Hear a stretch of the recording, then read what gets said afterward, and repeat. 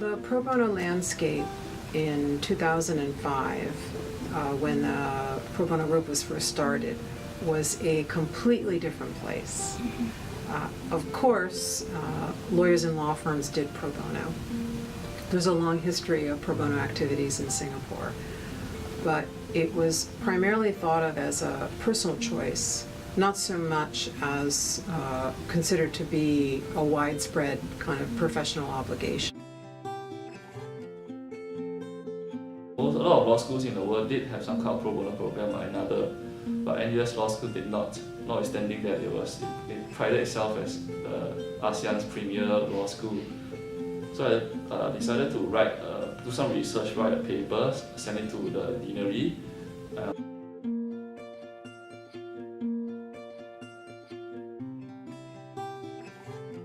that stage, I headed the RELAC group, and it was actually from scratch that we prepared the materials and we contacted the schools.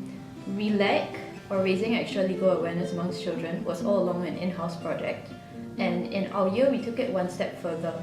So apart from going down to the various schools and putting up the skits like we usually did, one of the MPP Moot Parliament Program teachers from the year before actually asked us if we would like to mentor the Raffles Institution kids in taking it one step further. So we were basically helping them create their own RELAC-like program, which we called RILAC, so Raffles Institution Legal Awareness for Children. Projects.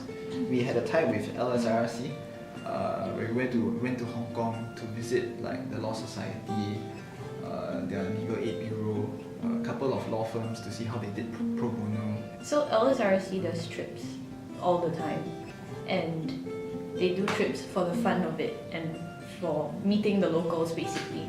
So when we tied up with them, we gave an additional element, which was, let's go and find out about the pro bono culture, if it exists in this country. Let's try and learn a bit more.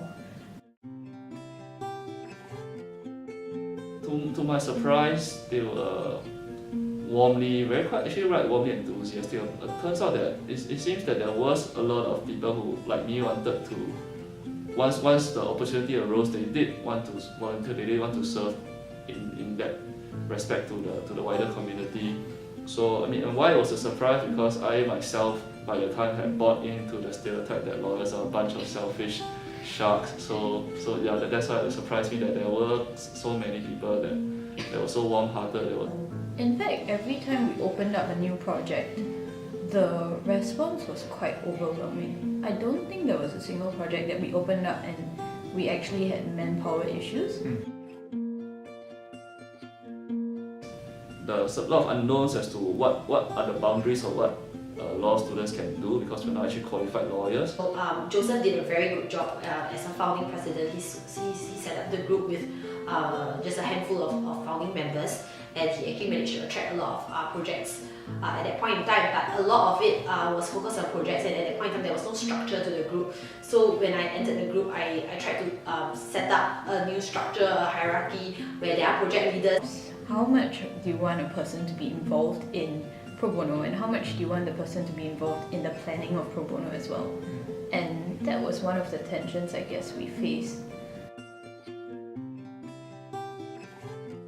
Vision I had, I basically just wanted it to reach as many law students as possible. I think at that point the vision was really to inspire more people to know what the pro bono group was doing, to know what pro bono was, and to actually want to do it because they really are interested to help the community. I think no matter what, we are guided by to involve, to inform, to inspire.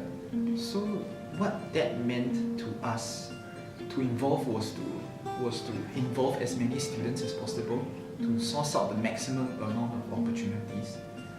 To inform was to raise legal awareness both within the school as well as externally, and to inspire, which is to do our part in cultivating the spirit of pro bono.